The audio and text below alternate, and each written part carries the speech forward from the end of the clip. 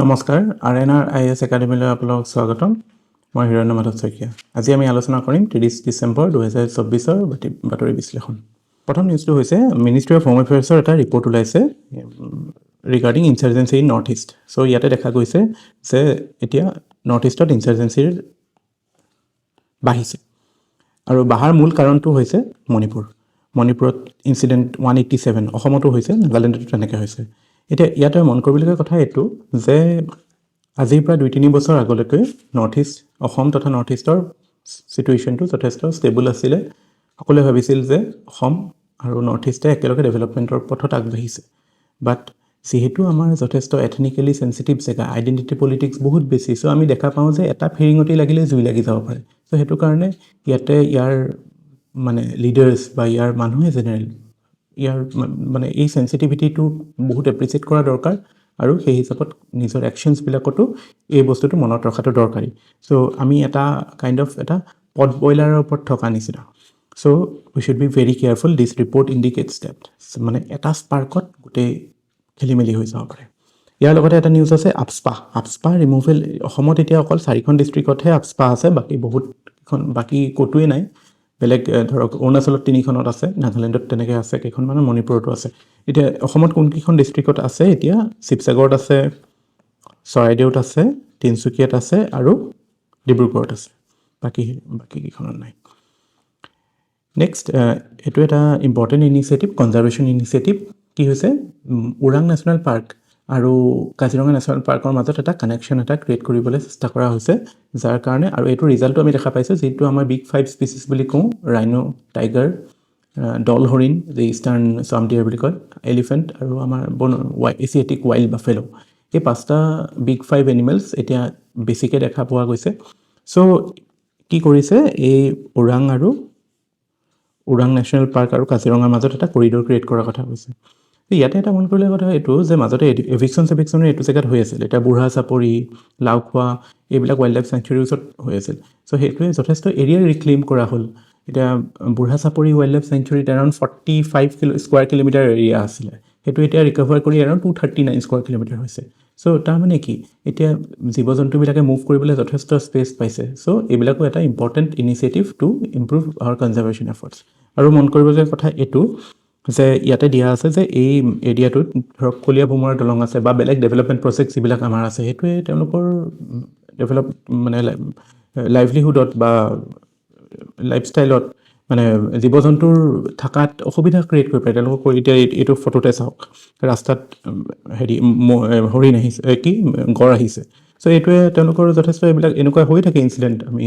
কেতিয়াবা আপাৰ আসাম গলে দেখা পাওঁ সো এটা এলিভেটেড কৰিডৰ বনাই আছে সেইবিলাকত আমি এইবিলাক কেয়াৰফুল হ'ব লাগিব যে জীৱ-জন্তুৰ সুৰক্ষা জীৱ-জন্তুৰ কনজাৰভেশ্যন তেওঁলোকৰ যেটো ৰাইট টু ফ্ৰী মুভমেন্ট আমি দুদিনমান আগতে হাতীৰ ক্ষেত্ৰত মেন এনিমেল কনফ্লিক্টৰ ক্ষেত্ৰত এইটো কথাও আলোচনা কৰিছিলোঁ যে তেওঁলোকৰ যেটো কৰিডৰ পাথৱে এইবিলাক আমি সিকিউৰ কৰিব লাগিব মানে অকল এৰিয়াটো অকল ওয়াইল্ড লাইফ স্যাংচুৰীখন কৰিলেই নহব তেওঁলোকৰ পাথৱে মুভমেন্ট পাথৱে বিলাকো সিকিউৰ কৰিব লাগিব নেক্সট যেটো নিউজ আছে হেতু হৈছে আমি এখন ষ্টেটৰ ওপৰত ফোকাস কৰিম ইয়াৰ এণ্ড ৰিভিউ আমি এটা ফোকাস কৰিম মিজোৰামৰ ওপৰত মিজোৰামত প্ৰথমতে জিওগ্ৰাফিটো চাওঁ মিজোৰাম অসমৰ বৰ্ডাৰ টাচ কৰে নে কৰে তিনিখন ডিস্ট্ৰিক্টতে কৰে কাছাৰ হাইলাকান্দি আৰু শ্ৰীভূমি আজিকালিটো কৰিমগঞ্জক শ্ৰীভূমি বুলি কয় আৰু ইন্টাৰেষ্টিং কথা কি মিজোৰামে দুখন ইন্টাৰনেশ্যনেল কান্ট্ৰি মানে বাংলাদেশ আৰু ম্যানমাৰ বৰ্ডাৰ টাচ কৰে সো যথেষ্ট significant security point of view পৰা এটা কি হয় মিজোৰামৰ চিফ মিনিষ্টাৰ হৈছে লাল দুধমা তেওঁ former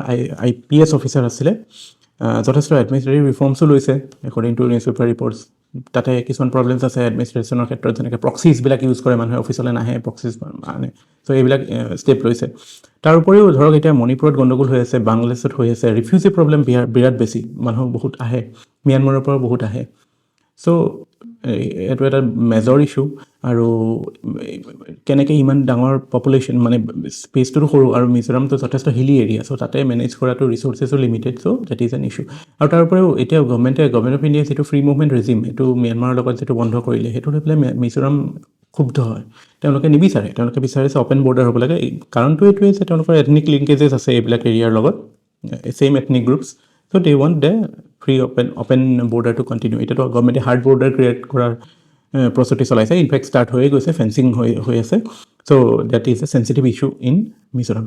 So all these things are important. আৰু এটা ইণ্টাৰেষ্টিং কথা, যোৱা বছৰ কি হৈছিল, ম্যানমাৰৰ পৰা 500মান সৈন্য মিজোৰামত আহি গৈছিলে, তাত মিলিটেণ্টছৰ লগত ফাইট কৰি পেলাই, মানে হেৰি হয় ভাইলেঞ্চত।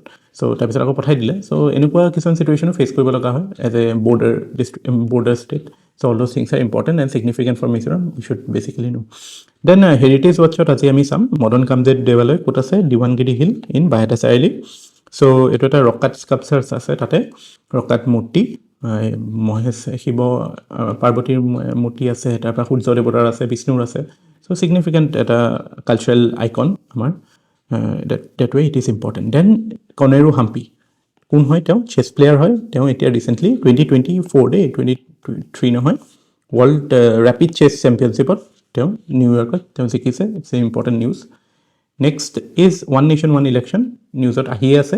আমি ৰিপিটেডলি আহি থাকিলে মেইন ফেক্টছখিনিতো জানিবই লাগে যে এমেণ্ডমেণ্ট কিমানটো নম্বৰ, এতিয়া কোনটো ষ্টেজত আছে, কি কি প্ৰভিজনছ আছে, কনষ্টিটিউশ্যনৰ কোনটো নতুন আৰ্টিকল ক্ৰিয়েট কৰিব, যেনেকৈ 82A ক্ৰিয়েট কৰাৰ কথা কৈছে। তাৰ লগতে এক্সপাৰ্টবিলাকে তেওঁলোকৰ নিজৰ এছেছমেণ্টটো দিয়ে, প্ৰ' কি কন কি। চ' ইয়াতে এজন এক্সপাৰ্টে দিছে যে ওৱান নেশ্যন ওৱান ইলেকশ্যন আহিলে আমি যদি প্ৰ'ৰ ফালে চাওঁ যে এডমিনিষ্ট্ৰেটিভ এফিচিয়েঞ্চি আহিব, যে লং টাৰ্ম ইলেকশ্যন কৰি নাথাকে, এবাৰে হৈ যাব, তাৰপিছত কামত লাগি যাব প্ৰশাসন। গতিকে যেতিয়াতো গোটেই বছৰটো বা এভৰি ইয়াৰ ইউ আৰ ফেচিং চাম ইলেকশ্যনৰ ধাৰ, এতিয়া যেনেকৈ অসমত পঞ্চায়ত ইলেকশ্যন আহি আছে।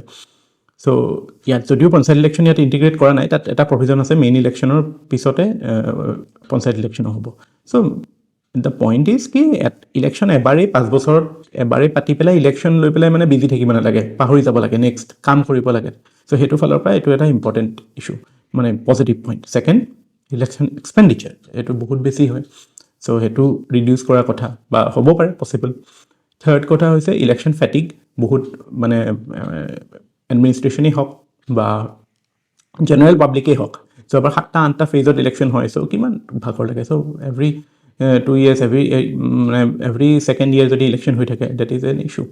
Then but there are cons কি হাইলাইট কৰিছে যে চেণ্ট্ৰেলাইজেশ্যন ভাৰ্চেছ ফেডাৰেলিজম। এতিয়া what the author argues is that এতিয়া যিটো মডেল, যিটো 129 এমেণ্ডমেণ্টে কৈছে, এইটোৱে ইট মে লিড টু মোৰ চেণ্ট্ৰেলাইজেশ্যন, বিকজ ষ্টেটৰ এছেম্বলিৰ ৰোলটো আণ্ডাৰমাইন কৰা হ'ব। কাৰণ যদি মিড টাৰ্ম যদি ষ্টেট এছেম্বলি ডিজল্ভ হয়, দেন অকল নেক্সট যেতিয়া ইলেক্ট হ'ব সেইটোৱে অকল ৰিমাইণ্ডাৰ অফ দ্য টাৰ্মলৈ পাব। চ' মানে আপুনি আণ্ডাৰমাইন কৰি আছে the power of the state assembly, which is actually in a way federal ষ্ট্ৰাকচাৰত সেইটো নহয়। কাৰণ ফেডাৰেল ষ্ট্ৰাকচাৰত চেণ্ট্ৰেল গভমেণ্ট ষ্টেট গভমেণ্টৰ ওপৰত নহয়, দুয়োটাৰে ইণ্ডিপেণ্ডেণ্ট আইডেণ্টিটি আছে। চ' ইয়াতে ফেডাৰেলিজিম ভাৰ্চেছ চেণ্ট্ৰেলাইজেশ্যনৰ ডিবেটটো আহি যায়।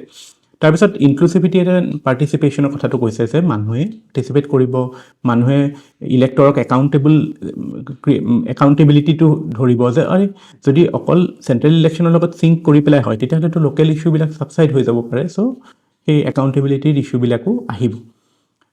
তাৰপিছত পিউ ৰিচাৰ্চে কৈছে যে এতিয়াতো ৱৰ্ল্ড অভাৰ ৰিপ্ৰেজেণ্টেটিভ ডেম'ক্ৰেচিৰ অলপমান ডিক্লাইনত আছে। মানুহে মানে ইনষ্টিটিউশ্যনছেই হওক বা ৰিপ্ৰেজেণ্টেটিভেই হওক, তেওঁলোকৰ পৰা মানে আশা অলপমান নিৰাশা হৈছে বেচিকেলি। চ' তেওঁলোকে কি কৰিছে, ষ্ট্ৰং মেনৰ প্ৰতি বা কোনোবা মানে ডাইৰেক্ট ডেম'ক্ৰেচিৰ মেথডছবিলাকৰ প্ৰতি এট্ৰেকশ্যনটো বেছি হৈছে।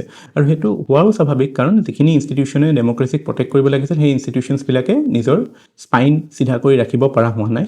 আৰু এইটো ক্ষেত্ৰত অথৰে আৰ্গিউ কৰিছে যে একচুৱেলি ওৱান নেশ্যন ওৱান ইলেকশ্যনটোৱে কোনবিলাক বস্তু কাৰ্টেল কৰিব বিচাৰিছে। যদি ধৰক এতিয়া আমাৰ ইলেকশ্যনত প্ৰব্লেম কি, money and muscle power heavily use হয়, সেইটো কাৰ্টেল কৰিব পাৰিব নেকি? Highly unlikely. চিমিলাৰলি হ'ব, মানে এইটো মেথডত হয়তো নোৱাৰিব, বেলেগ আৰু এক্টিভিটি বা বেলেগ আৰু একশ্যন ল'লে হ'ব পাৰে। ছেকেণ্ডলি ধৰক আমাৰ চেণ্ট্ৰেলাইজেশ্যন বা এক্সেচিভ মানে centrally controlled way of running the country, সেইটো মেথডত কিবা চেঞ্জ আহিব পাৰে নেকি? নোৱাৰে, কাৰণ এগেইন আমি ষ্টেট এছেম্বলিক ছাবচাৰ্ভিয়েণ্ট কৰা নিচিনা হৈছে চেণ্ট্ৰেল এছেম্বলিৰ লগত। This is the argument made by the author. So' পৰীক্ষাত হয়তো আপোনালোকে ইউজ কৰিব পাৰিব পাৰে। নেক্সট, মন কী বাত প্ৰাইম মিনিষ্টাৰে কনষ্টিটিউশ্যনৰ 75th এনিভাৰ্চাৰীত তেওঁ কৈছে যে আমি এই বছৰ গোটেই বছৰ চেলিব্ৰেট কৰিম 75 years অফ কনষ্টিটিউশ্যন। এটা ৱেবছাইটৰ কথাও কৈছে constitution.com। তাৰপিছত তেওঁ ৱেবছ বুলি যিটো এটা ইভেণ্ট হ'ব, world audio' visual entertainment summit, basically global content ক্ৰিয়েটাৰ্ছবিলাক এছিমিলেট হ'ব। চ' এগেইন ক্ৰিয়েটিভ হাব হিচাপে নলেজ ইকনমি, ক্ৰিয়েটিভ হাবৰ ইণ্ডিকেটৰ এইটো এটা। তাৰপিছত ইণ্ডিয়ান লেংগুৱেজৰ ওপৰত তামিলৰ কথা কৈছে, তামিল ইজ অল্ডেষ্ট লেংগুৱেজ, তাৰপৰা তামিল ফিজি যিখন আমাৰ ইণ্ডিয়ান অ'চেনত কাণ্ট্ৰি আছে তাতো তামিল প্ৰমোশ্যনৰ কাৰণে কিছুমান এক্টিভিটিছ কৰিছে। India soft power kind of ৰাইজ হৈছে সেইটো দেখাইছে। তাৰপিছত মেলেৰিয়া ৰিডাকশ্যনৰ কথা কৈছে, 80% মেলেৰিয়া ৰিডিউচ হৈছে।